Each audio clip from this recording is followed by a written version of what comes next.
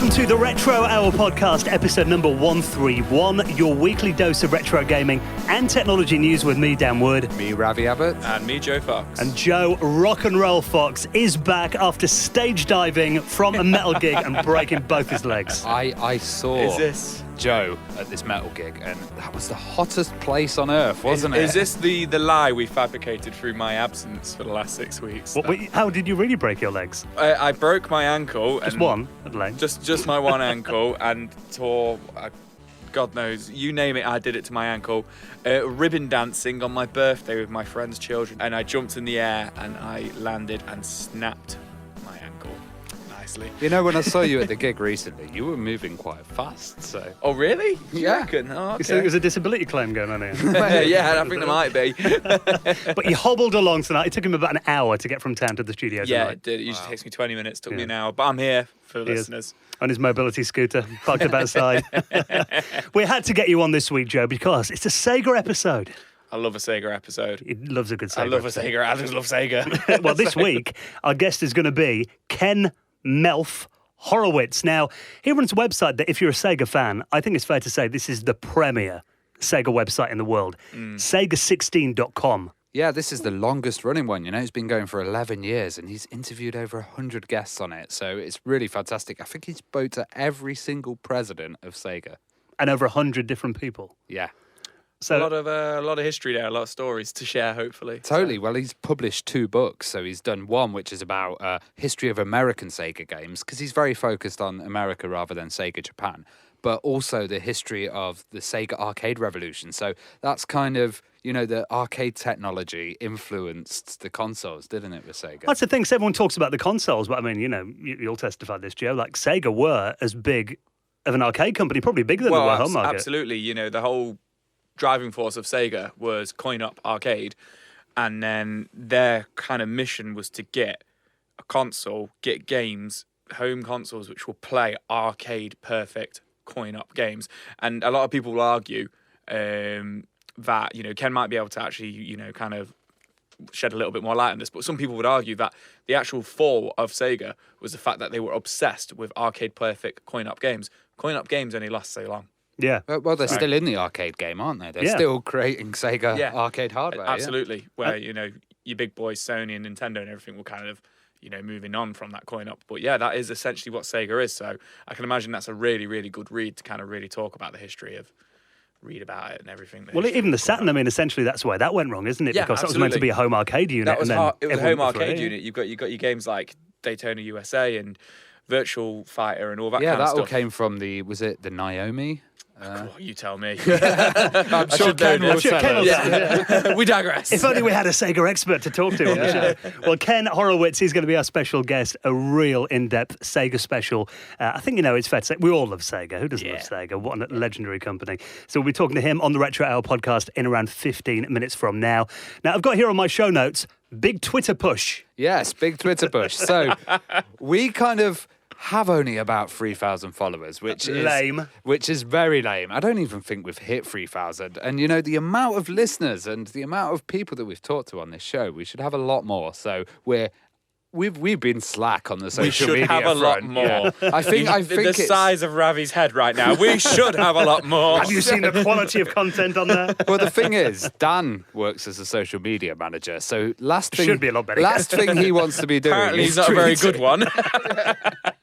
Got all my clients out the window.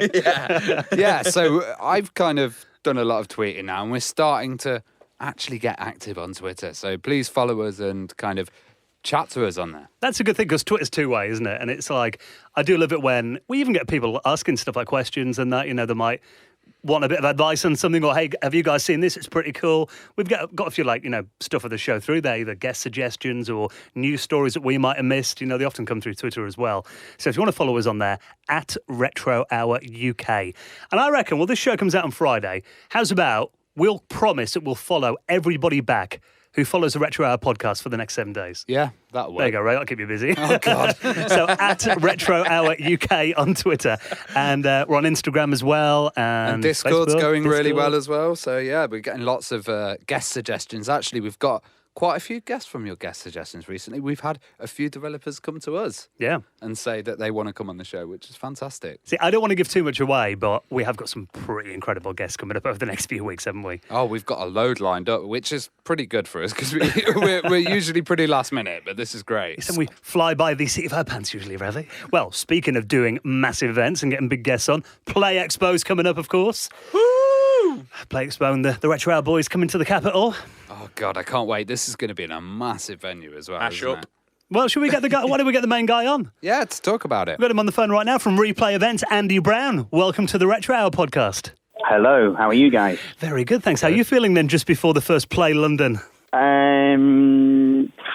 nervous, I think, if I'm going to be honest. Just, new venue with all the little nuances. It's nervous excitement, I think, though, isn't it? Because it's... Yes, yeah, I think, that's it. It's not, I'm not like terrified. I'm not, I've still got fingernails, that type of thing, but yeah, it is a bit, ooh. Well, it's going to be on the Printworks as well. I mean, we've seen some of the pictures you've been posting out on social media. It's a decent venue as well, a lot of room to fill. Yes, it's really cool. Because, I mean, obviously, as the name suggests, it was a Printworks. It's got quite a nice industrial, grungy feel to it.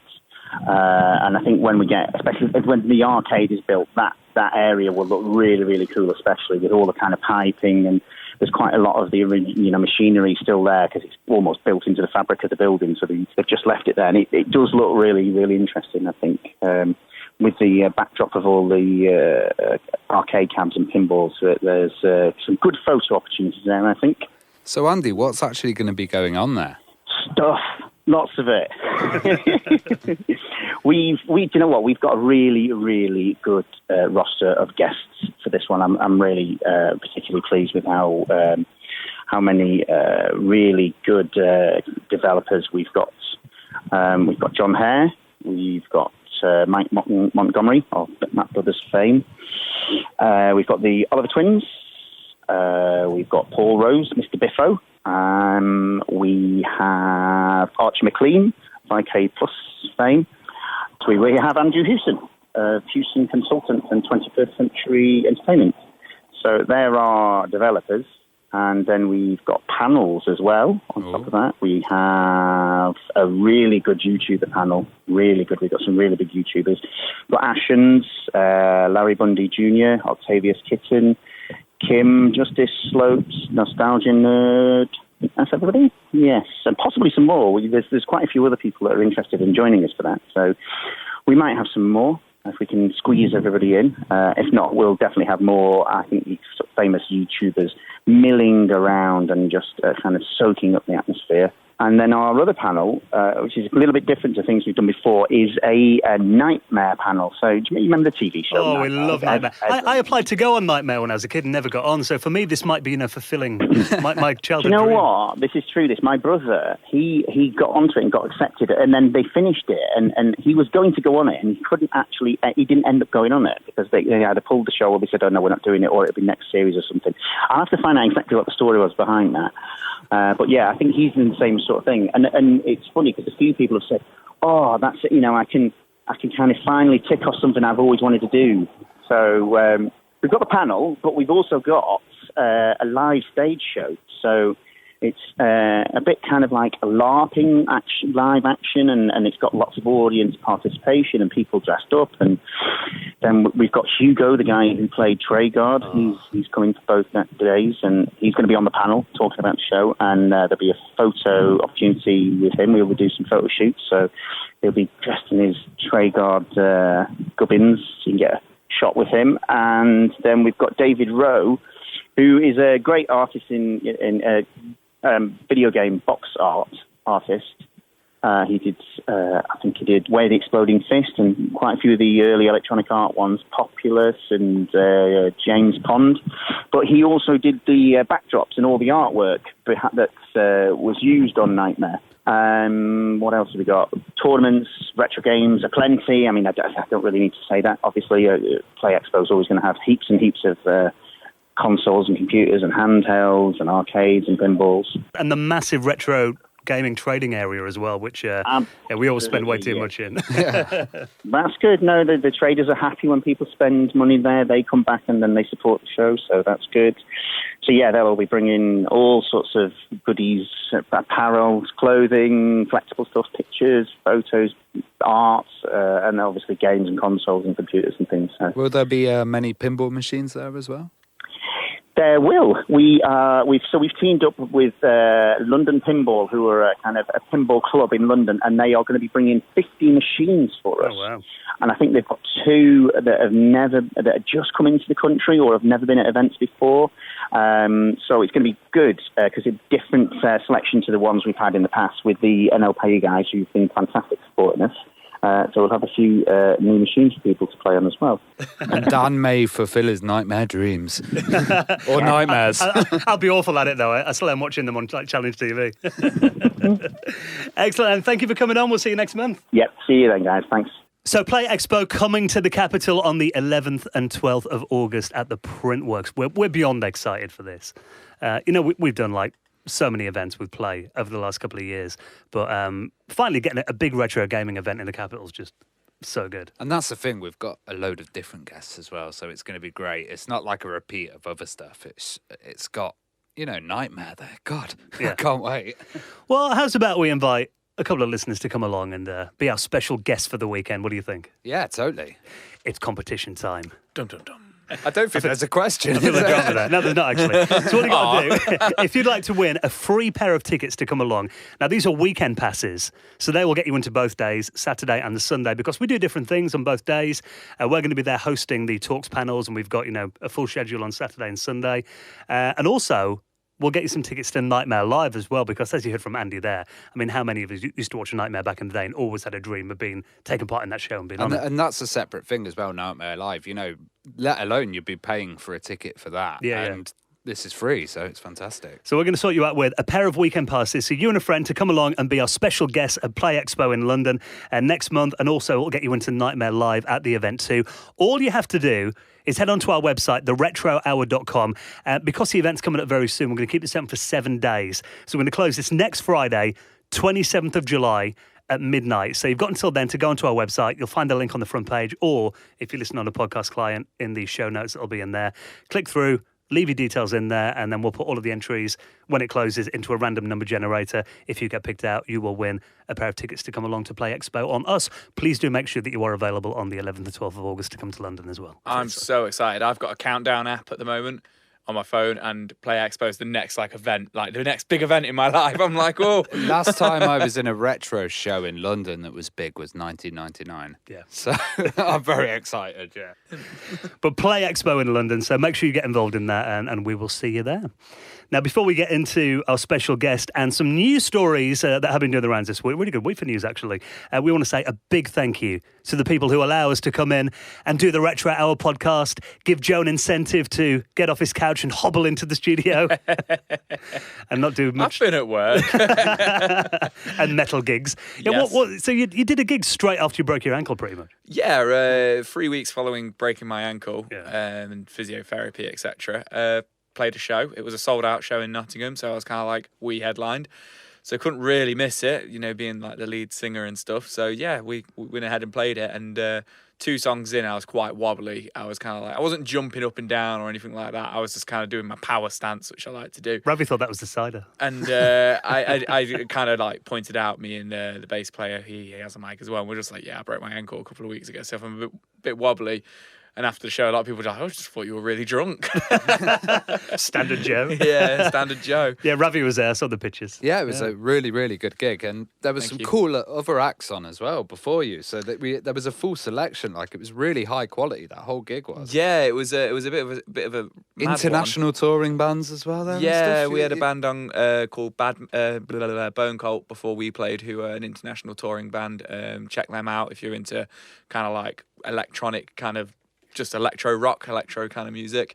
And then we had Bad Men on, who were a kind of stoner grunge band. And then we also had a band on called Say the Word, who were pop punk. So it was a really good kind of like showcase of a lot of like Midlands bands. And it was good to see some proper metal. Thank you. Yeah. Will you be signing autographs at play? If people want them. How much? $5 each? You think? Giving them away. Yeah. Give it away. I'll just be there like black and white topless pictures of myself that I can't give away. I will give you a $5 to take one of these. Yeah. To show my wife that this was not a waste of money. But if you don't want us to resort to having to sell Joe's autographs to fund the podcast, there are other ways that you can support the Retro Hour. Now, we do have a little PayPal donation button and cryptocurrency, if that's your thing, on the front page of the retrohour.com. Now, we do say every week it's a tip jar. If you like what we do and you want to help us out into the running of the show, throw a couple of quid, couple of euros in there, and it all goes back into the running of the Retro Hour podcast. And you will get a shout in the Hall of Fame. Now, this week, thank you so much for your donation, John Hall, Roy Gelati, Gary Haver, and Carl Curras, who all made donations into the running of the Retro Hour podcast. You can do the same. Head online to theretrohour.com. Now, before we chat to Ken Horowitz, our Sega expert this week, the Virtual Boy is back. Yes, the Virtual Boy is back, and it's on the Oculus Rift, which is your VR set. So it's quite interesting because the Virtual Boy, it was still a kind of still image, wasn't it? You weren't moving around in Just 3D static, or anything. It was static. You sat in front of it, didn't you? It didn't wrap around your head. Yeah, so they've basically changed this, and they've put an emulator on the Oculus Rift, and there's 2 modes within it. So 1, you can have the still image. Yeah. Or 2, you can go in and out of it, like kind of approach it from different angles. My first thought is this going to make people sick like it did when it first came out? Is this going to give people headaches, etc.? And now Ravi's pointing out that there's 2 different modes. It's like, which one's going to make you feel worse than the other? There's a YouTube video in that somewhere. Yeah, because it was the stereoscopic 3D, wasn't it? Which was a weird kind of depth perception. Well, that's the thing. Everyone always calls the Virtual Boy a virtual reality headset, and it wasn't. It was 3D. It was 3D. Yeah. It was just 3D graphics, and even then it was just kind of basic. It was, make your eyes bleed red colour as well. Yeah, Wasn't it? pretty Like your much, eyes had already been bleeding. I mean, there wasn't that many games on it. I'm not sure the exact number. Is it? Probably completely wrong, but I want to say there's only like 13 games on it or something like that. I'm sure there's a small I'm amount. sure somebody will correct me. I remember seeing Mario Tennis as Mario one of the Tennis, big ones. Water World, not many. I think Mario Tennis is the only one I've ever played on it. I've played it at retro shows. Yeah. I never knew anyone that had one. I've never played one. I mean, did it come out in the UK? The problem with this as well is it's a bit like there's a Sega and Nintendo war going on at the moment with virtual reality. So there's Oculus and HTC Vive. So it's like if you have one, you can play some stuff, and if you don't, you can't play it, So I'm a Vive owner, and I want to get the Virtual Boy. I think it's interesting though. It's I think it is cool that people are probably going to get. If you are interested in the Virtual Boy, you'll be able to actually try the games out without forking out for the expensive hardware. Because I imagine, unless you've got a VR headset, trying to do that. I mean, I always thought the perfect platform for Virtual Boy games recently would have been the 3DS.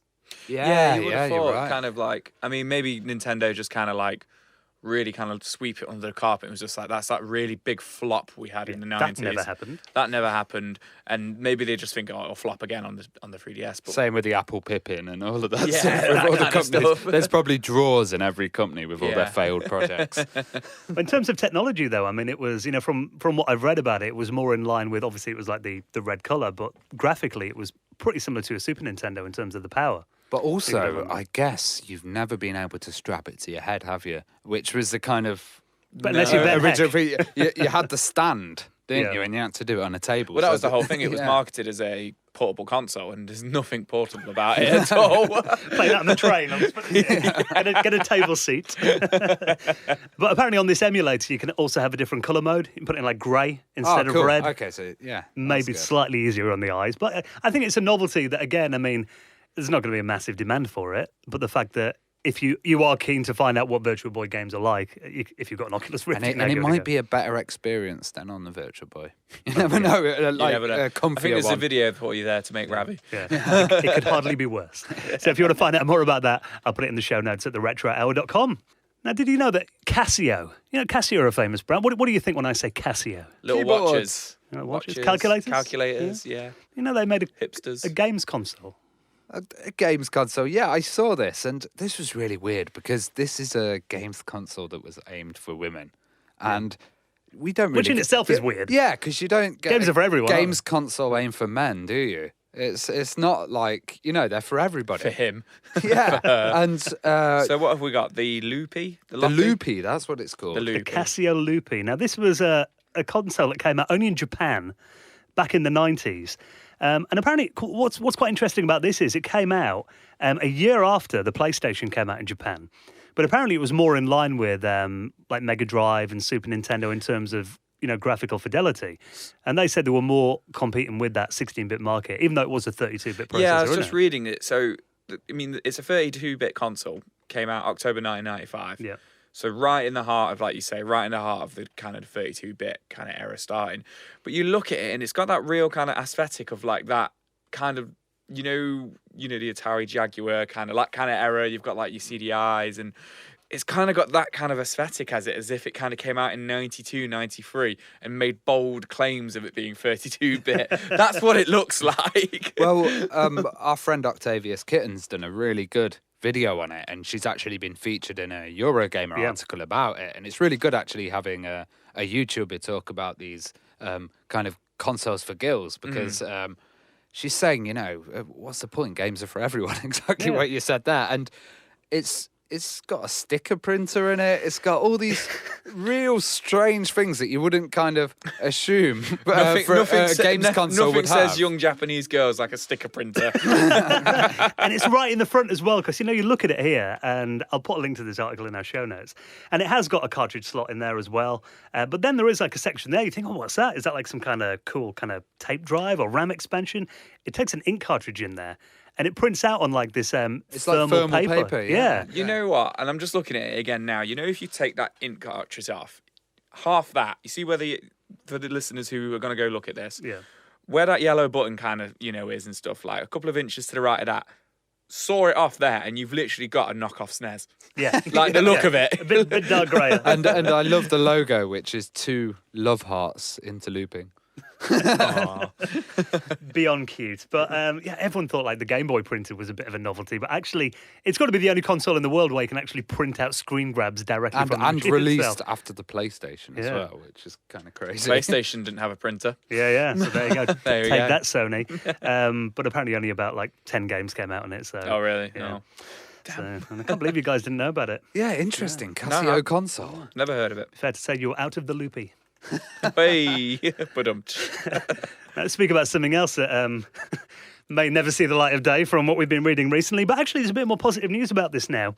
The Atari VCS. The infamous box with nothing inside. Well, this is no one's ever seen inside the VCS, have they? Well, everyone's been saying, is this the Chameleon Part 2? There's been but so they much had a going on. huge Kickstarter, didn't they? Or Yeah. Indiegogo. They got backed massively, so there's obviously a demand for it. Well, there's 11,000 people backed it on Indiegogo. But then, did you hear all this about the journalist from the Register? I've not heard a lot about this. I kind of keep seeing quite a few hate videos about it. And I'm just kind of bored of watching those kind of videos. And, like you say, it's the Chameleon, what could potentially be that. So I've just not really looked into it a little bit. But now it's here. I'm kind of like, all right, okay. So tell me a little bit more about it kind of thing. So, well, about a year ago, that trailer came out, didn't it? That Atari are bringing out a new console. And then they kind of leaked details, but then there was nothing really confirmed about it. People were trying to get details about, what architecture is it, who's working on it. And then they were at GDC. Either last month or the month before, and a journalist from the Register was there. Where they hired the hotel room and pretended they were part of the show. It wasn't actually at GDC, it was the Marriott hotel next door room. or something, But then a journalist from the Register came along and did a bit of an interview with the guy who was meant to be their COO, their Chief Operations Officer, and his answers were all very vague. And then the Register published this article. Atari on their Facebook page basically said, this is fake news. It's all made up. We didn't say any of that. The journalist actually recorded the interview, so he put it up. Ooh. Egg on their face. Bit of a scandal, But then after that, they raised £3 million on Kickstarter. I think on they'd already, Indiegogo. Had they already raised it by that point, hadn't they? No, I think it was was it actually up? after, Right, okay. that it hit the target, which is crazy. £3 million for a console is insane. Well, this is the update on it. It seemed, they've obviously had quite a lot of a backlash off that article. But now, in a bizarre move, they seem to be listening to what people are saying, and they've now hired a guy called Rob Wyatt, who was the original system architect of the original Xbox. okay. Oh, okay. So he's got, obviously, big credentials behind him. And he's now done a big Q&A a big blog post all about, the information behind the system, what it's going to be. So now there are some like solid details about it finally. It's good that they're talking about Ryzen. So Ryzen is the APU, and the Ryzen family is basically the opposite to Intel at the moment, and it's kind of cheap as well. But I like that they've put details here, like they're calling their Linux operating system Atari OS. Well, TOS was the original one, wasn't it? So I don't think they'll be calling it TOS. That's a name that didn't age very well. But I mean, looking at it essentially, to me, I can't see who's going to buy it. I mean, all right, you got the 10,000 people on Indiegogo.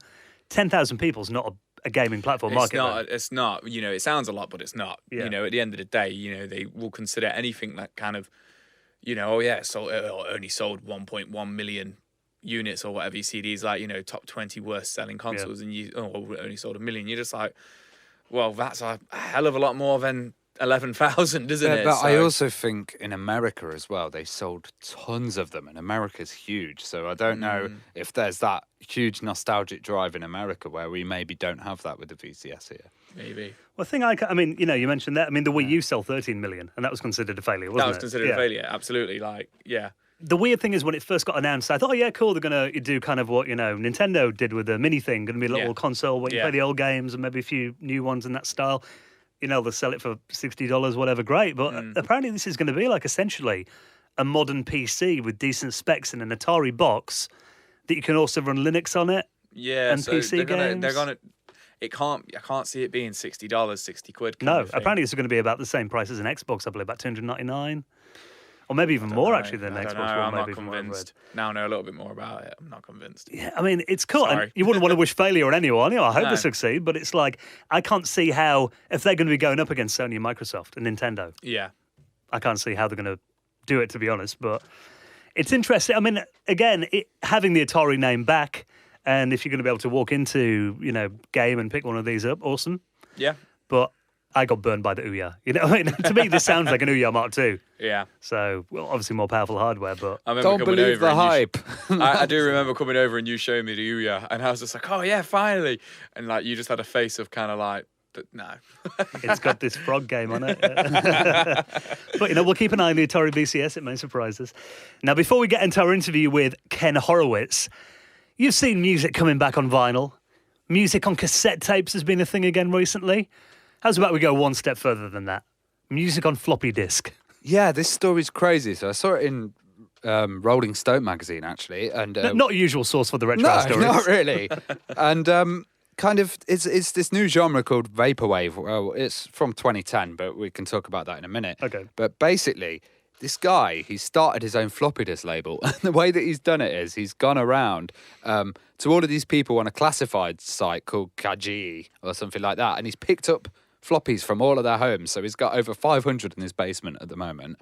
And now he's discovered that you can actually record 11 minutes and 38 seconds of 8-bit audio MP3 on a floppy disk. So I think it's probably a bit depth for bit rate of 8. Just what we've demanded. Like that is literally what we've been begging for. Well, you're doing an EP for your band, aren't you? So there could be a release. we could be releasing. Well, apparently, look in this story though. They sell out like in seconds. Yeah. He said he did a run of 20 and then just went in 8 seconds. Yeah. Really? Yeah. All right. On my face. How are people playing this then? Do you reckon they have to get an external floppy drive and put it on their PC? I was actually just thinking, is this just for display purposes? Like, can this actually be run on something? Well, I mean, looking at this, they do say in the article that they imagine most people buy it, to put it on a shelf and it looks cool. Yeah. But, it's an MP3 file, so you can probably play it in Winamp or Foobar or whatever you use on your PC, I guess. And the genre of music that they're using is called Vaporwave. And Vaporwave is very lo-fi, very kind of chilled out. And what it is it's an internet meme-based genre. Here's some of it. And... It's about analog technology, it's about that kind of sound, but also they remix a lot of The Simpsons, they remix a lot of meme stuff in there. So if you look for Simpsons Wave or Vaporwave, you'll see some really weird music, and it's a new kind of trend that's just been born. It's like a internet subgenre. Yeah, it's very interesting. Well, looking at this video as well, what's interesting is it seems to be all about The Simpsons. All the videos have like clips of The Simpsons on, but they've made them look like they're recorded on VHS by artificially putting the tracking lines over, and they've got the play thing appears. Yeah, in the because they're corner. saying like the attractiveness of analog is the kind of appeal of this vaporwave music and videos.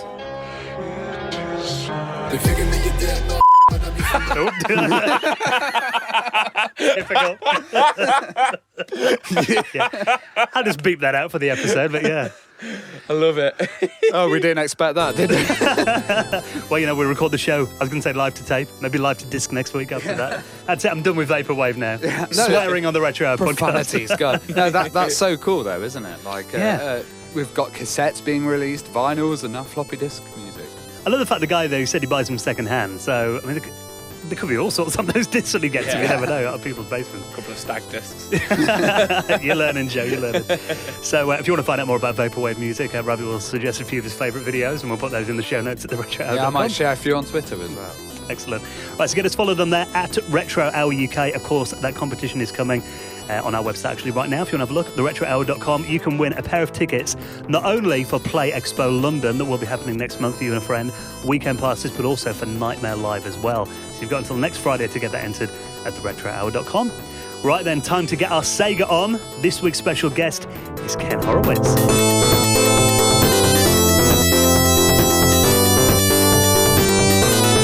You're listening to the Retro Hour podcast, and it's time to welcome this week's very special guest. It's time to talk about Sega with the author of Playing at the Next Level, A History of American Sega Games, and the Sega Arcade Revolution, A History in 62 Games, and also the owner of Sega16.com. Welcome to the show, Ken Horowitz. Thank you. Happy to be here. Thank you for having me on. No problem at all. Now, let's just start by finding out what Sega means to you. I mean, in your opinion, what makes Sega such a special company? What makes Sega such a special company to me is, at least from the 1970s up until recently, the amount of innovation that came out of the company. In the arcade realm and consoles, they were just blazing paths everywhere. That just really sticks with me.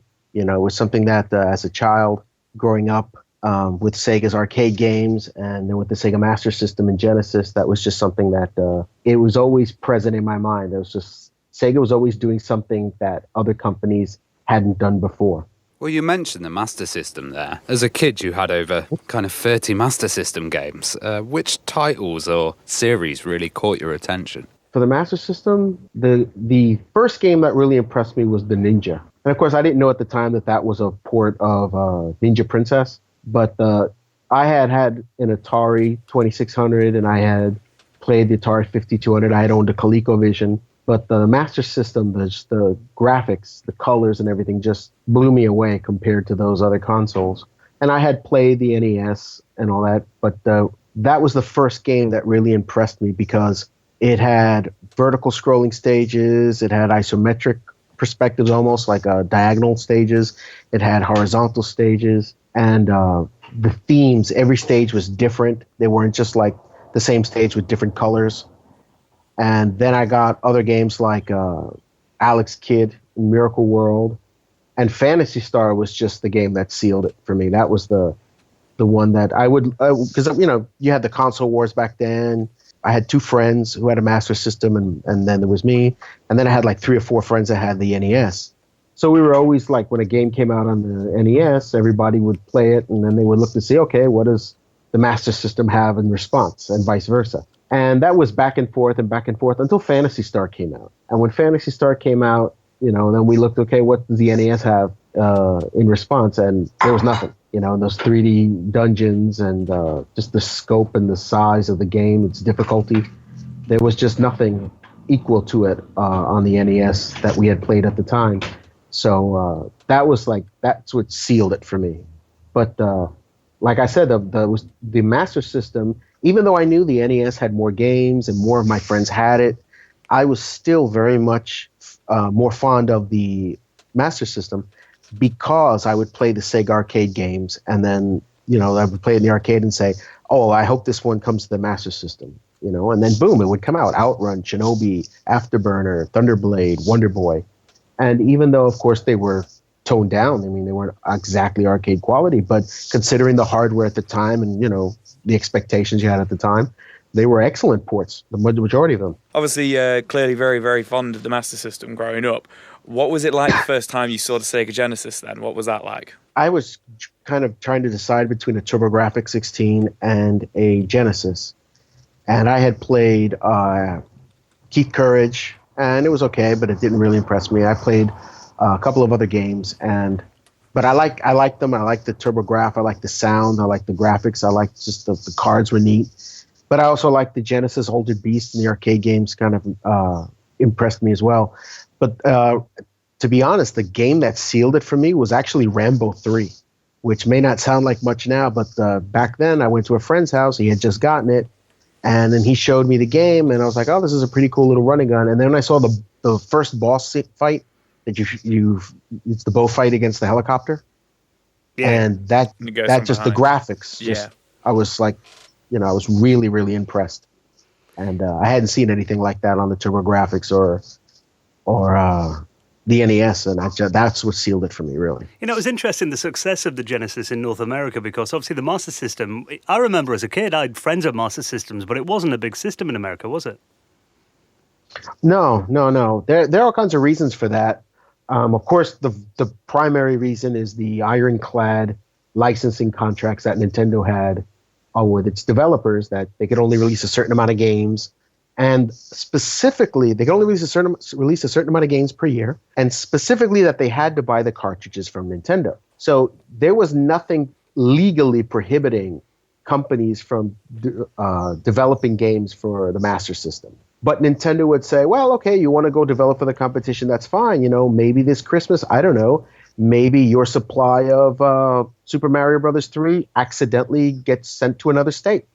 Or maybe we just don't have enough cartridges to fill your particular order, you know, and they would do that with retailers, and they would do that with publishers.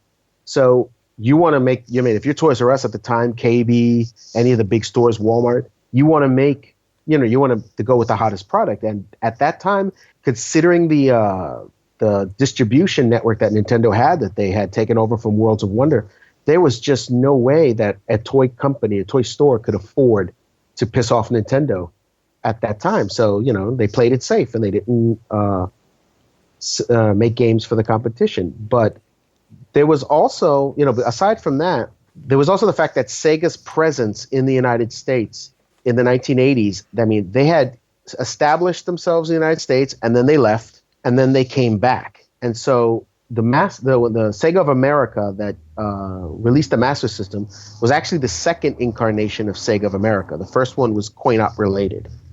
And it was run by a man named Harry Kane, if I'm not mistaken.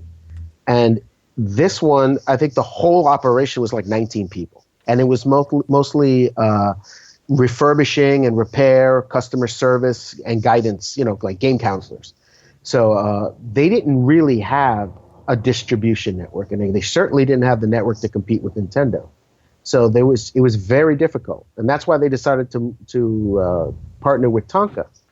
But a lot of people say that was a bad idea because Tonka was a toy company that knew nothing about video games. But who brought Sega of America its greatest success?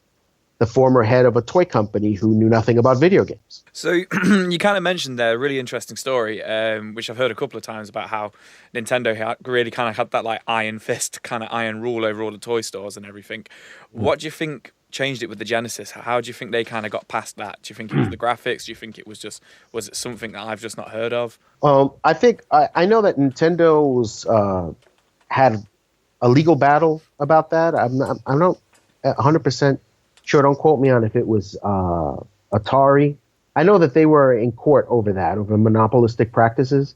And from what I can recall, they before it reached a verdict, they voluntarily decided to stop, to stop forcing or obligating their developers, their publishers to be exclusive. And that seems to me to be more of a, let me stop it before I'm told to stop it, because that would be bad publicity. And once they did that, and you told companies like Capcom, Namco, Konami, especially companies like Namco. Namco had left Nintendo because they wanted they were one of the first licensees and they wanted a better contract. And when their contract was up for renewal, and Nintendo said, nope, you get the same standard contract as everybody else. And they went to Sega, and that's when they developed 3 or 4 games that they developed. Marvel Land and Felius. They developed a couple of games, 3 or 4 games for the Genesis. But they couldn't. They had to go back and accept the contract from Nintendo. So when you give companies like Namco, Konami, Capcom, the ability to develop for other companies, then you lose that biggest asset because that, to me, is where the tide turned. And while Sega may have lost, people talk about the console wars, but if you're talking about the industry, like when you look at video game history, you can divide it by eras, but there's nothing in isolation. Each era didn't operate or occur in a vacuum. Each one impacted the next. And that decision, that change in exclusivity where third-party companies could make games for other hardware without being penalized by Nintendo, that was a major factor because if you look from that point on, Nintendo never again has ever achieved the level of dominance it had back in that age. It's had its ups and downs, but it has never just had 90% of the market like it did up to that point. Well, in the UK, we were kind of copying discs and swapping them with friends like madmen. But over there, it must have been quite expensive getting the cartridges. How did you ensure that you and all of your friends had the titles, Well, with the Genesis, what we did is we had a rule that when new games would come out, we would just basically say, I call this one. Like, my friend said, I'm going to buy Revenge of Shinobi. And the next one said, well, I'm going to buy Golden Axe. And another one said, well, I'm going to buy, he's got a lot of money. He buys Phantasy Star 2 because that game's expensive, and then what we did is that we would each buy one game. None of us would buy the same game as the others. And we would play them, and then we would just lend them out to each other. And that way, everybody got to play all the games and only had to actually buy one. Your own little lending library. Yeah. And then the local video store also rented. So if there were games that we were interested in playing, but didn't know, I'd like to play Trampoline Terror, but I'm not going to spend $55 on that because, back then when the Genesis came out, I was in high school. So, $55 is at that time, back in 1989, 1990, that was a week and a half salary for a part-timer high school kid. So you didn't want to go and spend that on a game that you weren't sure of. So if the video store was renting it, then we would rent it. And then all of us would go to the house of whoever it was who rented the game. And that was the weekend right there.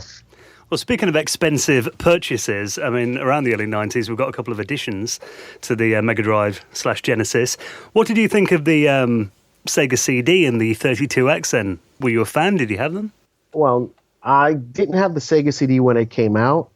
I wanted it, but it was $300 or so, and that was just way, way beyond my budget. A friend of mine, my best friend actually, he got it, and we played Cobra Command and liked it. We played Black Hole Assault, and we played Sewer Shark, and I found it was novel, it was cool, it was, something different, because I had owned the TurboGrafx CD, and I had Ys Book 1 and 2 and Ys 3, and I had Monster Lair, and we had the Valis games, and so we were expecting that. And then a lot of the games were full motion, and they just didn't impress me. And then when I saw the price, I thought, well, I'll wait till this goes down a bit. The same thing with the 32X. I actually walked into Electronics Boutique to buy a 32X, and then I don't recall if it had just come out or that was the first time I'd seen it. But there was a magazine that it was the Electronic Game Monthly that talked about the Saturn, and so we're like, oh, wait a minute, there's a new more powerful hardware coming out. And it's going to be expensive. So I had the money for the 32X, and I decided to wait. And I actually picked it up. It's one of those times where you want something, you pick it up, you walk around the store with it for a bit, and then you're like, nah, and you put it back. And I left, and I didn't buy it until it was clearance at $20. And at that price I didn't regret it. But if I had paid it was $159.99 is what it cost here. If I had paid that and then found out that the Saturn was coming out, I would have bought the Saturn anyway. But begrudgingly. Yeah, begrudgingly. Well, even the Saturn here, I live in Puerto Rico, so we have at the time we were paying a 6.6 duty fee on everything that was imported. So the Saturn here cost $430 at launch. Wow. And so the way we did it was two friends of mine and we split it. One friend bought Daytona USA, Panzer Dragoon, and Clockwork Knight. And then the other friend and I split the cost of the console. So if I had spent $169, which was almost half of what the Saturn would have cost on the 32X, only to find out that there was another console coming out in less than a year, that that would have made me mad. And then of course there was also the PlayStation, which I wanted. So I played the 32X at the houses of friends who had them, but with the exception of like Tempo and Space Harrier and Shadow Squadron, I was kind of happy that I didn't run out and buy it at launch. Do you think the Saturn coming out from Sega Japan and the 32X at the same time caused a lot of confusion and kind of mistrust with Sega? It caused confusion. I honestly don't really subscribe all that much. I don't put much stock into the whole it burned Sega's reputation, because people talk about the 32X destroying Sega's reputation in 1995, and then they forget that a scant, 4 years later, they released the Dreamcast, which was the most successful entertainment product launch in history at the time. So if it destroyed Sega's consumer trust with Sega, then it did it for 3.5, 4 years tops. Just like the Virtual Boy didn't destroy consumer trust in Nintendo, but it did cause confusion. And if there had been no PlayStation coming out in 95, people may have overlooked the Saturn, but the fact that there was a serious contender coming out in 95, people looked at the Saturn, at the 32X, and they looked at the PlayStation and said, why should I buy this when this other system, which is so much more powerful, is coming out? And then the Saturn itself. They decided, why should I spend my money on an appetizer now when, there are just so many entrees coming in less than a year? Well, we often hear that the Saturn was really designed to be a very powerful 2D console, kind of like an arcade in the home. And then obviously the tide kind of turned when the PlayStation became dominant. 3D was coming in everywhere. I mean, do you think that affected it? Was that a mistake in hindsight? Yeah. But the whole Saturn's whole development, I mean, there's a lot of hearsay and a lot of unconfirmed things going on about how the Saturn's internal architecture was, came about. But regardless of when they decided to add a second processor, who decided to add the second processor, regardless of whenever those things occurred, the reality of what the hardware was, reflects that they were. It suggests heavily that they had been thinking of a 2D powerhouse, and it was a 2D monster. It did a lot of the 2D Capcom fighting games much better than the PlayStation did. But they couldn't. You would say, well, why didn't they just emphasize that? But the thing is that at the time, everything was 3D. Everybody wanted 3D. Everything had to be 3D. So they didn't want to, go in the direction of what was being left behind. They wanted to go with where the consumers were going, so they had no choice. But the machine I think it's capable. It's just a lot more difficult to get it to do stuff. One of the things that the Saturn, in the book, Playing at the Next Level, I spoke to one of the Sega technical directors, Marty Franz, and he basically explained that the difference is that the Saturn could do a lot of what the PlayStation can do. You just had to jump through so many more hoops to do it. And companies and developers just didn't want to do that. Why? They didn't want to go through a 10-step process to do something that the PlayStation could do in 4. It was just easier and more efficient and cost-effective to just do it on the PlayStation. And that unfortunately hurt the Saturn. Sega also wasn't the most open with its developers, with its software libraries. It wasn't even the most open with Sega of America. Regardless of how much you think Sega of America and Sega Japan didn't get along or did get along, the fact that there wasn't the necessary level of communication between the two in many aspects, that's obvious. And so there were needs that Sega of America had that Sega of Japan didn't really attend to. Like maybe Sega of Japan didn't need a Sonic the Hedgehog game at the Saturn's launch, but Sega of America did. And so to wait as long as they did to actually work on a Sonic game, and then with very, very little support from Japan, there was just doomed to failure. So there were all kinds of missteps there. So there's quite a lot of factors and stories kind of behind the downfall of the Sega Saturn. What do you think of Bernie Stoller's no RPG policy and stating that the Saturn was not our future? What do you think of that? Well, I can understand him saying what he said. The problem I think a lot of people don't distinguish is it wasn't that he wasn't right. He was right when he said it. He was absolutely right. And the Dreamcast success at launch in the United States proved that. It's just that as a Saturn fan, as a Sega fan, that was not what you wanted to hear from the president of Sega of America. So when you're trying to support Sega and you love the Saturn, you really want the Saturn to succeed, and then the very guy whose job it is to promote it comes out and says, no, that thing is dead. That's not what you want to hear. But was he correct? Absolutely, And as for the no RPG policy, there's all kinds of back and forth. The war between Bernie Stoller and Victor Ireland of Working Designs, and when Stoller was at Sony and all that. I can understand Sega's reluctance to translate RPGs.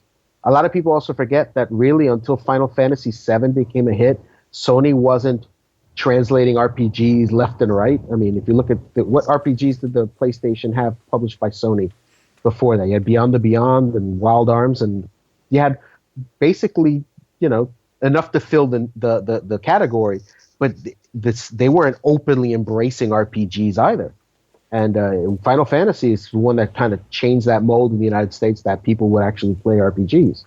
So the Saturn, I mean, you had Shining the Holy Ark, and you had Mystaria, Blazing Heroes, and you had Working Designs doing their thing. But also, you have to look at the amount of games that were being released in the States on the console. The percentage of titles, the amount of titles released compared to the PlayStation. They didn't have as many developers in the U.S., so if you're Sega and you need product on the shelves, it's a lot easier, it's a lot quicker, it's a lot more cost-effective to translate an action game, to translate a racing game, to translate a shooter than it is an RPG. And that philosophy did not start with the Saturn. If you go back and look at the Genesis, a lot of people to this day say that if Sega, of America should have released Lord Monarch and Monster World 4, and they should have released Shining Aura. But the thing is that instead of releasing lots of sports and instead of releasing crap American games, but if you ask anyone at the executive level and at the marketing and promotion level at Sega of America at the time, the goal was to put product on the shelves. You look at the ads, they had ads. For example, there's one very famous ad that says it has the Genesis and a bunch of cartridges, game boxes on top of it, and then it has a Super NES with games on top of it. And the Super NES doesn't even reach halfway to the top of the Genesis column, and it says the competition just doesn't stack up. I think is the quote. And it's because the whole point wasn't for like when little Jimmy went into Toys R Us on Christmas to buy games. His mom wasn't going to look and say, gee, which console has the largest percentage of RPGs? Which has the largest percentage of Japanese translations? She's going to look at the console and say, which has the most games? Because I need him to have games so that he'll shut up and he won't be whining all the time about he has no games to play. And if Blockbuster is renting games, I'll be able to take him into Blockbuster and there'll be games for him to rent. So they needed product on the shelf. And RPGs were very time-consuming and very costly to translate at the time. But you could get a lot of sports games, and Sega Sports at its height, 93 or so, was producing almost 45% of Sega of America's revenue. Just the sports division, the sports games. So why would you translate an RPG that might sell well, might not sell well, when you can have all these other games that may not be the best? Because, games like Green Dog and Dinosaurs for Hire and X-Mutants may not have been the best games to own, but they were on the shelves, and when people walked into the store to look for what console to buy, they saw that the Genesis had more games. And it worked because for at least 2 years, from 92 to 94, so the Sega Genesis was outselling Nintendo. So, well, we all know that Sega had a great arcade division. How much did that influence the hardware for the consoles? A lot. There was, if you look at the arcade boards, for example, I just saw somebody who posts on the Sega 16 forum, who just started a blog, where he's translating articles from Beat Mega Drive magazine and others. he just posted an interview with Hideki Sato about when the Genesis launched, and Hideki Sato is talking about how Super Hang-On is going to be arcade perfect, and they're going to bring over Outrun and Power Drift, and of course, Super Hang-On was not arcade perfect, and Outrun was very good, wasn't perfect, but it was great, and Power Drift never appeared, not even on the Sega CD or 32X. So Sega's arcade division really was almost like a separate entity. You know, it didn't impact consoles in the sense like they didn't create the Genesis or the Saturn based on what the arcade games could do, I think.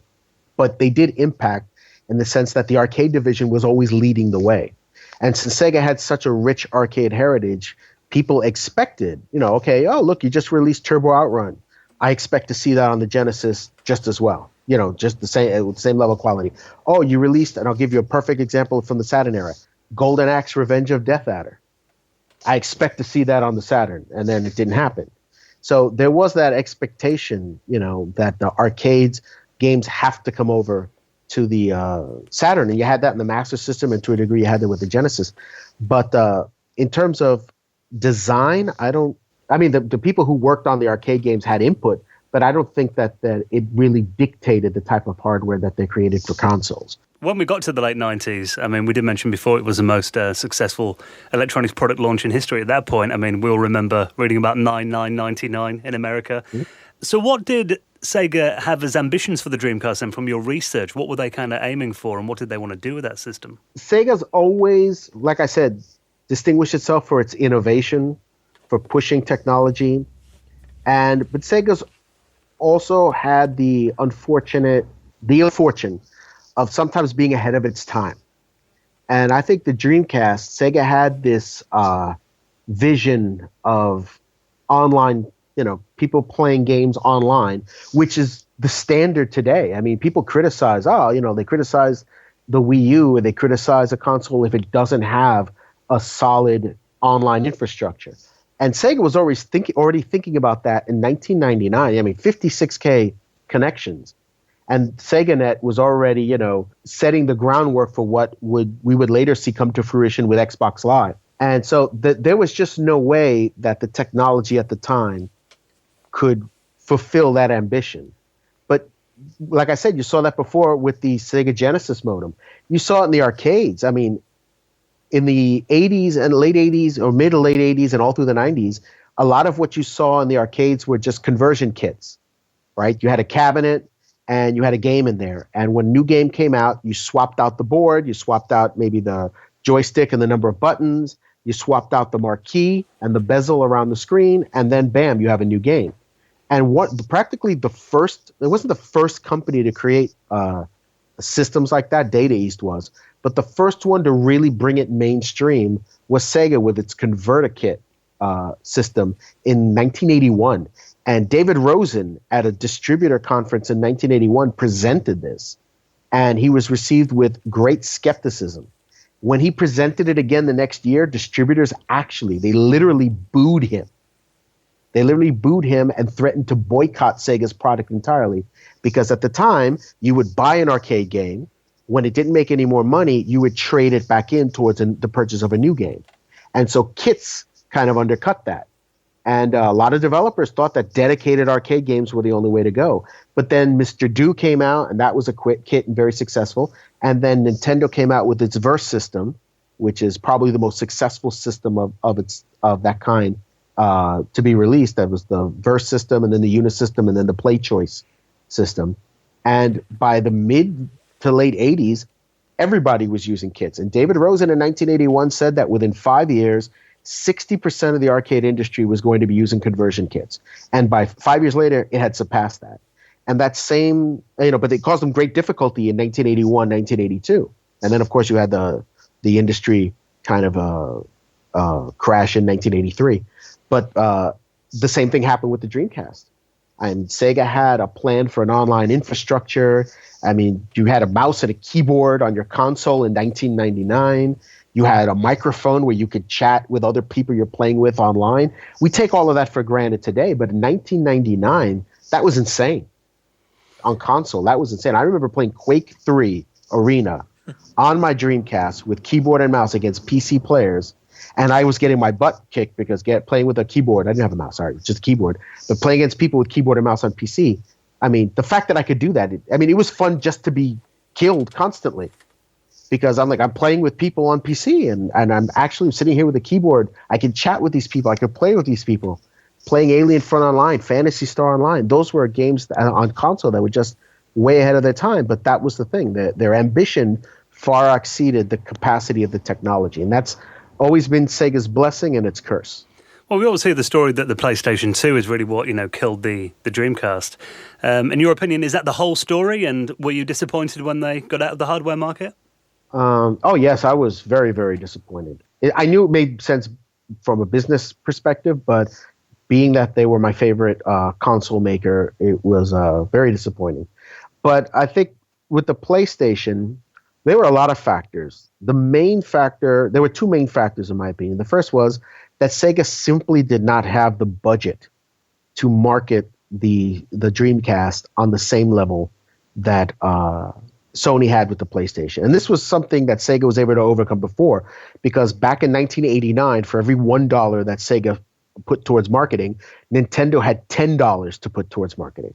So they had managed to overcome that. But with the Dreamcast, they weren't able to overcome that discrepancy in marketing dollars.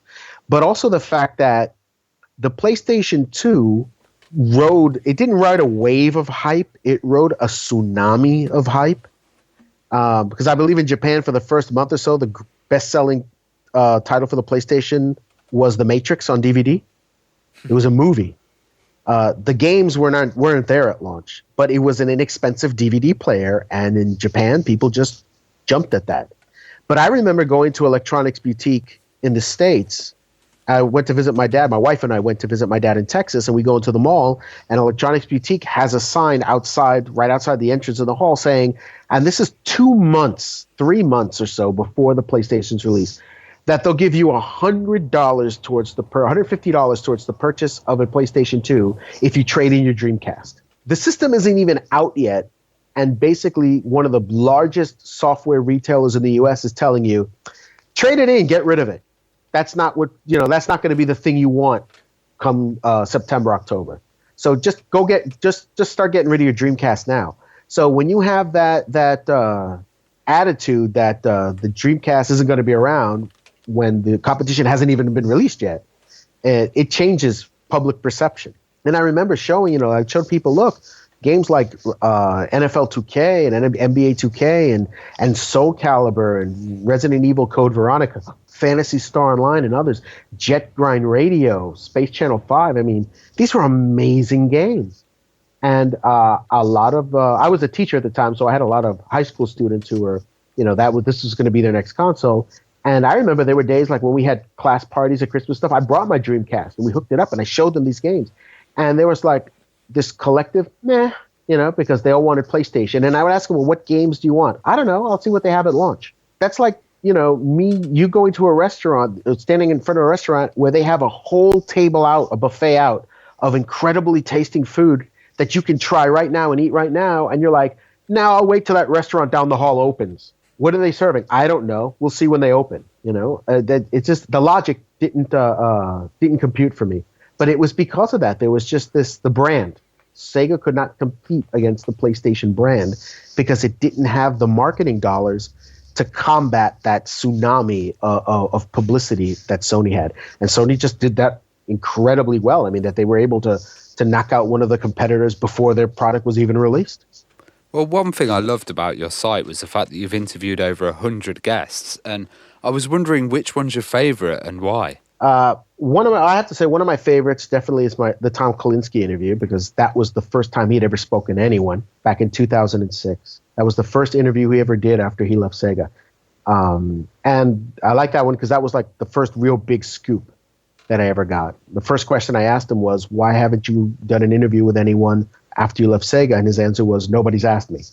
And now he's everywhere. Console Wars has lifted his persona so that now he's done many more interviews, but at the time he hadn't spoken to anyone. The fact that I was able to speak to Yuzo Koshiro really pleased me. I'd wanted to speak to him for a long time, and he was incredibly friendly and gracious. And he's one of my favorite composers of all time. And I was able to actually speak to him and communicate with him. Something I could check off from the box of childhood dreams. It showed me that there's a community, not just among gamers, but also among the people who worked within the industry. These people want their stories to be told. So it's been a joy to be able to talk to people like Al Nielsen and people like Mike Latham and Yuzo Koshiro and others who have really been willing and open to share their stories and make sure that not just that the stories are told, but that the information out there is correct. Well, as well as Sega16.com, I mean, you're also the author of Playing at the Next Level, A History of American Sega Games. What inspired you to write that book? Actually, I had been wanting to write something like that for some time based on the research that I had done for Sega 16. But it was actually, I was doing my doctoral dissertation. And I did my dissertation on the use of online multiplayer video games to increase willingness to communicate in English as a second language. And while doing research about video games for that, I was finding more information about video games. And a lot of the sources that I was using, because I had to talk a little bit about the history of online video games and the history of video games as a medium in learning and things like that. And of course, you ended up having to you found information on things like Pico and other products that we used for education. And I found a lot of things that I would say, I want to save this for an article. I can use this for Sega 16. Let me save that article. Let me bookmark this site. And then when I looked, I had a folder that had something like 50 bookmarks. And I thought, well, maybe this would, can be more. Maybe I can put this together and it could be more than just a series of articles. But it was looking through that and finding that just the overwhelming majority of the sources and the information I had were American-based. And that's the reason why the book is about Sega of America. Not because I'm biased against Europe or Japan or anything. It's just that because that's the overwhelming majority of the sources I had. So I wrote about what I had. I would very much like to write a book about Sega of Japan or Sega Europe and Sega in South America. But at the time, the amount of sources that I had lent themselves for a book on Sega of America. And then the fact that I had already interviewed people like Ken Balthaser, Mike Latham, Al Nielsen, Tom Kalinske for Sega 16. So I had a good opening to get that work done. It turned out to be 40 games that I was able to cover. But basically, that was it. It's just everything for what I was already doing just laid all that out for me. So I was like, all I had to do was just expand it and refine it and condense it, synthesize it all into one book. The second book was much more difficult in that regard. But how is that different to your first one then? Because that's more focused on arcade games. Yeah, because the thing is that with the arcades, half the book was a lot easier than the other half. The first half was easier because Sega was an American company basically until 1984. 82, to about 82, when Gulf and Western sold Sega to CSK, the group run by Sawakawa and David Rosen and Hayao Nakayama.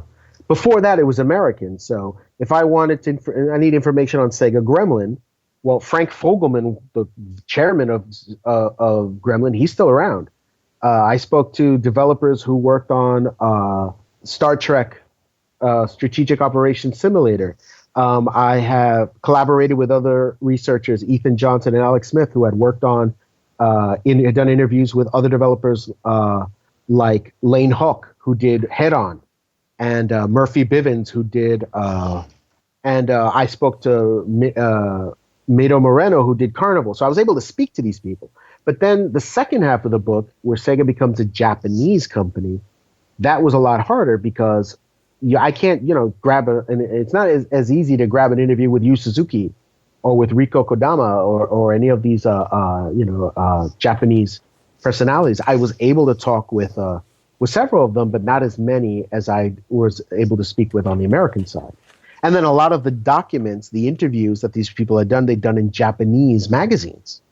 So to find interviews on columns, for example, the guy who did the Japanese, Nimija-san, who did the arcade and Genesis version of columns, that interview was published in Japanese. He never did an American interview, an English language interview on that.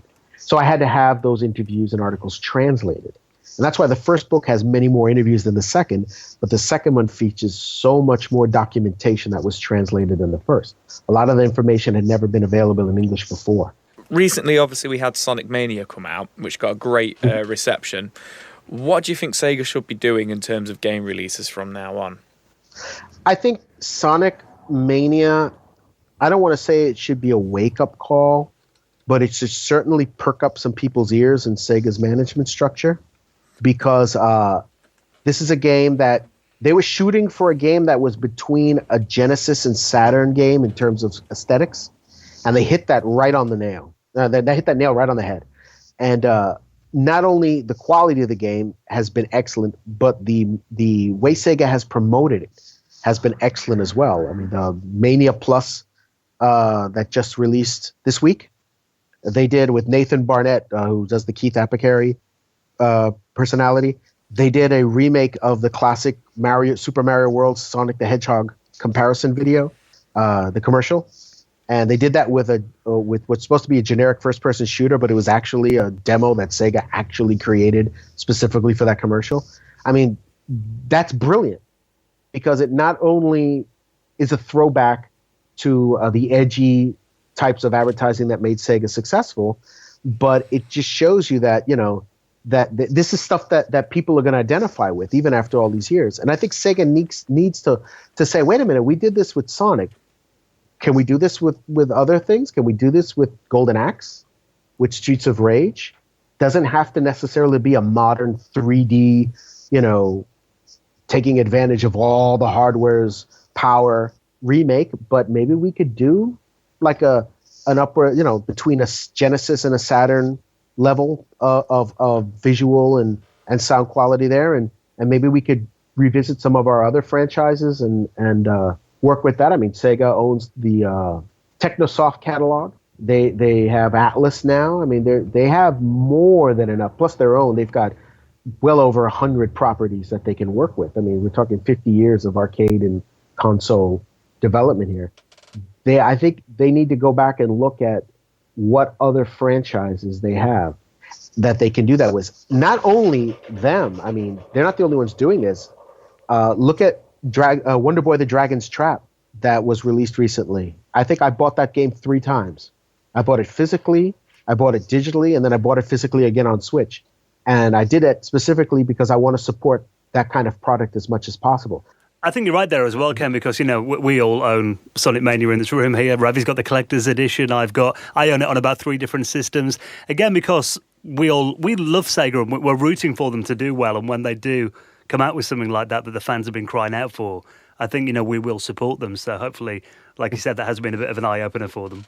Yeah, I mean, I bought Sonic Mania, and I haven't been able to get to the store yet, but this weekend I'm going to buy the physical release, even though I own it digitally, because I want the physical release. I want to support. I mean, it's just such a great product. The fact that they actually listen to fans and release that. And they need to continue, and look at their catalog and say, hey, what else can we do this with? And even if you were going to take things like Afterburner or Golden Axe and release or Panzer Dragoon and release a collection, even if they were just the games, maybe just optimized to run on HD televisions or modern televisions, but you include things like developer interviews and concept art and things like that, to show people that you haven't forgotten about those franchises. Because one thing that I think Sega fans distinguished for or stand apart for is that the fact that it's not just, we like the company because we like their hardware. Sega hasn't made hardware in almost 20 years now. It's the fact that there are so many franchises that the company created that have just endured, that have just, even games that have not had releases in long times, like Fantasy Zone, just the characters and the games that have endured in people's hearts and minds. And Sega needs to recognize that and try to, keep those in the public eye. Bring them in the next generation. My kids, I have an 11-year-old daughter. I mean, she plays a lot of these games and she loves them because the characters are identifiable. Fantasy Zone is as adorable and as fun to play today as it was when it first came out in 1985.